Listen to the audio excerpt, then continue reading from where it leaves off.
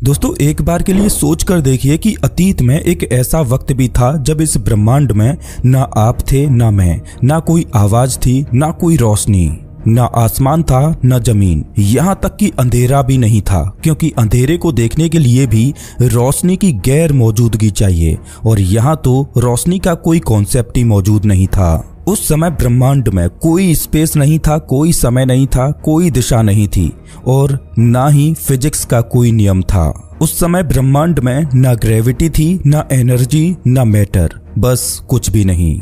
दोस्तों अब तक आप समझ चुके होंगे कि मैं बात कर रहा हूँ ब्रह्मांड के जन्म से पहले की, यानी बिग बैंग से पहले की। अब दोस्तों सोच कर देखिए कि ब्रह्मांड के जन्म से पहले कुछ भी नहीं था, तो आज हम जो भी देखते हैं वो सब कहाँ से आया? ये तारे, ये अरबों गैलेक्सियां, ये ग्रह, ये पृथ्वी और इस पृथ्वी पर मौजूद आप जो इस समय इस वीडियो को देख रहे हो और ये सवाल सुन रहे हो, आखिर इस ब्रह्मांड में ये सब कहाँ से आए?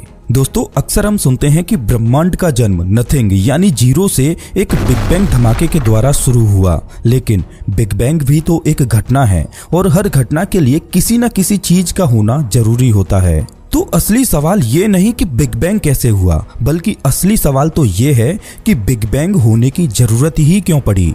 और उससे भी ज्यादा खतरनाक सवाल ये है दोस्तों कि जब ब्रह्मांड में कुछ था ही नहीं तो वो कुछ भी नहीं अपने आप सब कुछ कैसे बन गया?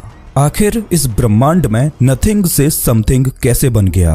क्या इस ब्रह्मांड को बनाने के पीछे किसी उन्नत सभ्यता का हाथ है जिसे हम भगवान कहते हैं, या फिर ये ब्रह्मांड खुद से अपने आप ही बन गया? नमस्कार दोस्तों, मैं हूं श्याम तोमर, स्वागत करता हूं आपका इस वीडियो में। दोस्तों जब भी हम सुनते हैं कि ब्रह्मांड में कुछ भी नहीं से सब कुछ बन गया तो इस बात को हजम करना मुश्किल होता है। दोस्तों ये सवाल हमें सोचने पर मजबूर कर देता है, क्योंकि हम हर चीज को शुरुआत, बीच और अंत में समझने के आदी हैं, लेकिन यहाँ तो शुरुआत से पहले भी कुछ नहीं था। आखिर ब्रह्मांड जीरो से कैसे पैदा हो गया? ये सवाल एक और सवाल को जन्म देता है जो इंसान हजारों सालों से पूछता आ रहा है। क्या इस यूनिवर्स को किसी ने बनाया? क्या कोई ऐसा डिजाइनर था जिसने इसके नियम तय किए, या फिर यह सब अपने आप बिना किसी योजना के हो गया? दोस्तों कुछ लोग कहते हैं कि भगवान ने इसे बनाया, कुछ कहते हैं कि यह प्रकृति का खेल है और कुछ लोग ये भी कहते हैं कि यह सवाल ही गलत है। दोस्तों अब तक आपने ये तो अनगिनत बार सुना होगा कि हमारा यूनिवर्स बिग बैंग से पैदा हुआ, एक छोटे से पॉइंट में एक जबरदस्त विस्फोट हुआ और उसी पल से स्पेस फैलने लगता है, समय बहने लगता है और एनर्जी हर तरफ दौड़ने लगती है। लेकिन यहीं पर एक बहुत बड़ा भ्रम पैदा होता है। अक्सर हम बिग बैंग शब्द सुनते ही उसे एक बम की तरह सोच लेते हैं, जैसे किसी खाली जगह में अचानक कुछ फट गया हो। लेकिन सच तो ये है कि बिग बैंग किसी जगह में नहीं हुआ, बल्कि उसी घटना के साथ खुद जगह का ही जन्म हुआ। इसका मतलब ये है कि बिग बैंग से पहले कोई ऐसा स्पेस ही नहीं था जहां कुछ रखा जा सके, और जब स्पेस ही नहीं था तो पहले शब्द का ही मतलब बदल जाता है, क्योंकि पहले और बाद में ये दोनों शब्द समय पर टिके होते हैं और खुद समय बिग बैंग के साथ ही पैदा हुआ। तो जब हम पूछते हैं कि बिग बैंग से पहले क्या था, तो साइंस का जवाब होता है कि ये सवाल वैसा ही है जैसे ये पूछना कि उत्तर ध्रुव के उत्तर में क्या है। जहां दिशा ही खत्म हो जाती है वहां आगे पूछने का मतलब भी खत्म हो जाता है। तो बिग बैंग से पहले क्या था? तो इस सवाल में अक्सर हम ये पूछना चाहते हैं कि समय के जन्म से पहले क्या था। लेकिन दोस्तों इस सवाल का जवाब हम क्लासिकल फिजिक्स के नजरिए से देखते हैं और क्लासिकल फिजिक्स इस सवाल का जवाब नहीं दे सकती। लेकिन दोस्तों अगर इस सवाल को हम क्वांटम लेवल पर देखें तो क्वांटम फिजिक्स ब्रह्मांड के जन्म के बारे में एक अलग ही तस्वीर दिखाती है, एक ऐसी तस्वीर जहां कुछ भी नहीं भी पूरी तरह खाली नहीं होता। साइंस के मुताबिक जब हम कहते हैं कि कुछ भी नहीं था तो हम असल में मैटर और एनर्जी की बात कर रहे होते हैं, लेकिन यूनिवर्स के सबसे गहरे स्तर पर मैटर और एनर्जी से भी नीचे कुछ और मौजूद होता है। इसे आप नियमों की नींव कह सकते हैं, या फिर एक ऐसा स्टेज जहां अभी किरदार नहीं आए लेकिन कहानी लिखी जा चुकी है।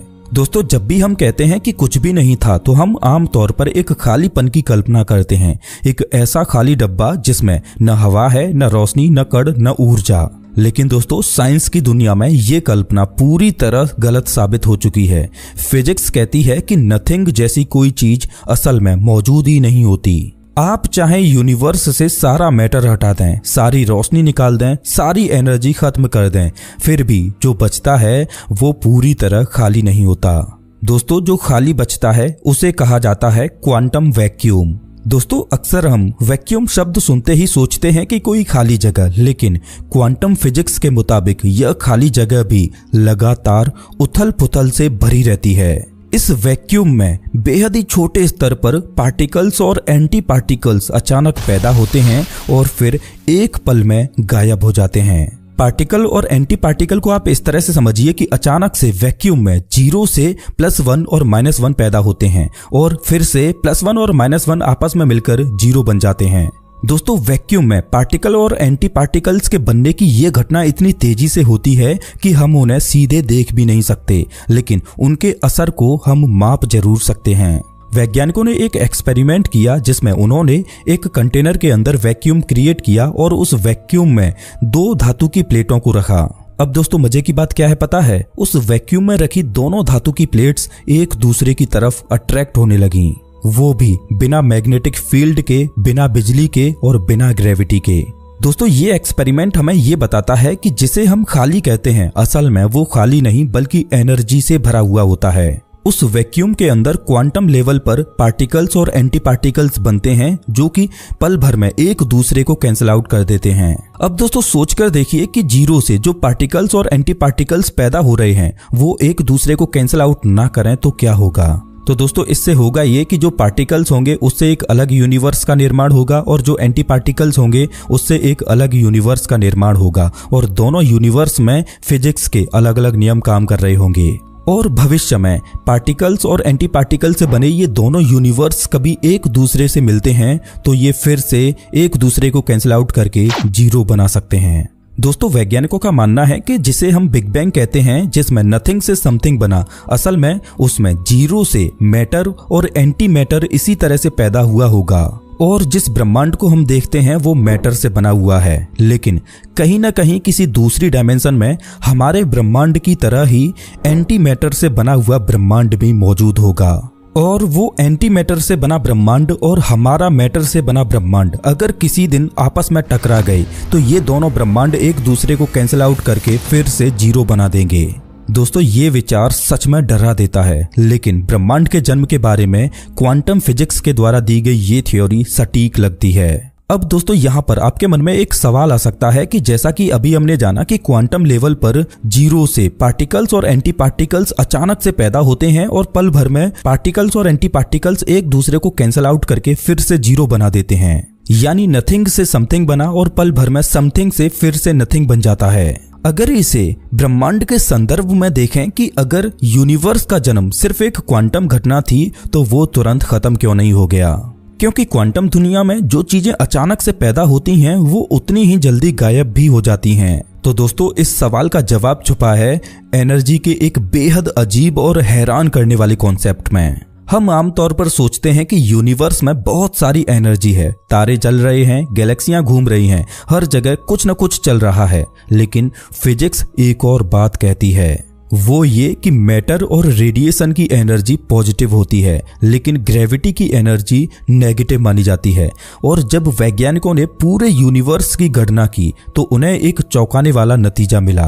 मैटर और एनर्जी की पॉजिटिव वैल्यू और ग्रेविटी की नेगेटिव वैल्यू एक दूसरे को लगभग कैंसिल कर देती है। मतलब ये कि पूरे यूनिवर्स की कुल एनर्जी शायद 0 है। हो सकता है कि एंटी मैटर से कोई दूसरा ब्रह्मांड बना ही ना हो और मैटर से बने हमारे ब्रह्मांड में खुद ग्रेविटी ही नेगेटिव एनर्जी का काम कर रही हो। दोस्तों ये सुनने में अजीब लगता है, लेकिन अगर यह सच है तो इसका मतलब बहुत बड़ा है।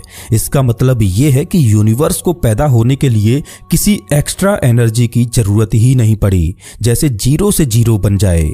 इसीलिए कुछ वैज्ञानिक यूनिवर्स को फ्री लंच कहते हैं, एक ऐसा सिस्टम जो बिना किसी लागत के खुद को अस्तित्व में ले आया। दोस्तों आपको बता दूं कि जब बिग बैंग हुआ तो शुरुआती यूनिवर्स बहुत तेजी से फैला, इतनी तेजी से कि क्वांटम लेवल की छोटी छोटी असमानताएं आज की गैलेक्सियों का बीज बन गईं। दोस्तों ब्रह्मांड के बनने की इस प्रक्रिया को इन्फ्लेशन कहा जाता है। अगर ये इन्फ्लेशन ना होता तो शायद यूनिवर्स या तो तुरंत ढह जाता या फिर कभी स्थिर ही नहीं हो पाता। अब दोस्तों यहाँ पर एक सवाल सामने आता है कि अगर इस तरह से यूनिवर्स पैदा हो सकता है तो क्या सिर्फ एक ही ब्रह्मांड पैदा हुआ होगा या फिर हमारे ब्रह्मांड की तरह ही कई और यूनिवर्स भी पैदा हुए होंगे। दोस्तों इस विचार को मल्टीवर्स कहा जाता है। ऐसा माना जाता है कि हमारा यूनिवर्स अकेला नहीं है, यह शायद कई यूनिवर्स में से एक है। हर यूनिवर्स अपने अलग नियमों के साथ, अपनी अलग फिजिक्स के साथ और शायद अपने अलग समय और स्पेस के साथ पैदा हुआ होगा। कुछ यूनिवर्स ऐसे हो सकते हैं जहां ग्रेविटी बहुत ज्यादा मजबूत हो, कुछ ऐसे जहां एटम बन ही न पाए हों और कुछ ऐसे भी जहां सितारे कभी जल ही न सकें। और कुछ यूनिवर्स ऐसे भी बने होंगे जहां फिजिक्स के नियम बिल्कुल ठीक से काम करते हों ताकि तारे बन सकें, ग्रह बन सकें और उन ग्रहों पर आप जैसे सवाल पूछने वाले दिमाग पैदा हो सकें। दोस्तों अभी विज्ञान के पास मल्टीवर्स के सबूत भले ही ना हों, लेकिन इतना जरूर है कि मल्टीवर्स का विचार अब सिर्फ कल्पना नहीं रहा। दोस्तों मल्टीवर्स की ये थ्योरी उन गणनाओं से निकलती है जो हमने खुद बनाई हैं, उन्हीं नियमों से जिन पर हमारा यूनिवर्स टिका है। अब दोस्तों घूम फिर कर हम फिर से उसी सवाल पर पहुंच जाते हैं कि क्या यूनिवर्स को किसी ने बनाया या फिर हमारा ब्रह्मांड खुद से ही बन गया।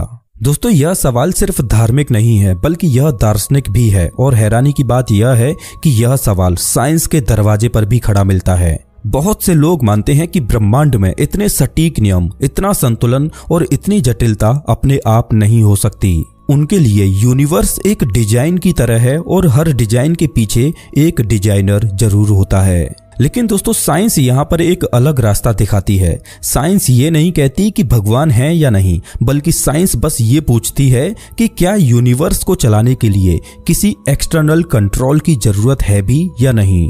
और अब तक जो जवाब मिला है वो ये है कि यूनिवर्स के नियम खुद में पूरे हैं। ग्रेविटी काम करती है क्योंकि उसका नियम है, पार्टिकल्स बनते हैं क्योंकि फील्ड्स मौजूद हैं और यूनिवर्स फैलता है क्योंकि स्पेस की प्रकृति ऐसी ही है। यह सब किसी कमांड का इंतजार नहीं करता।